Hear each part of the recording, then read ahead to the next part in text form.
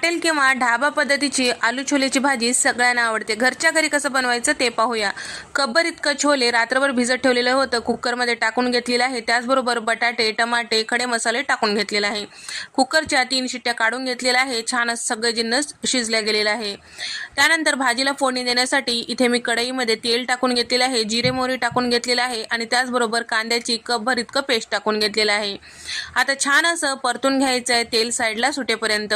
लसूण खलबत्त्यात कुटून घेतलेलं जाडसर असं पेस्ट यामध्ये टाकून घेतलेलं आहे। धने पावडर आणि त्यासोबत लाल मिरची पावडर, हळद, कांदा लसूण मसाला, चवीपुरतं मीठ टाकून छान असं परतून घ्यायचं आहे। त्यानंतर तेल साईडला सुटलं की यामध्ये 1 चमचा लोणी टाकून घ्यायचं आहे। शिजून घेतलेले छोले टाकून घ्यायचं आहे। सगळं छान व्यवस्थित मिक्स करायचं आहे आणि कोथिंबीर सोबतच कसुरी मेथी हातावर चुरून टाकायचं। भाजीला जेवढं पाणी लागतं तेवढं टाकून घ्यायचं, 1 मिनिट शिजून घ्यायचं। तयार झालं मस्त आलू छोले।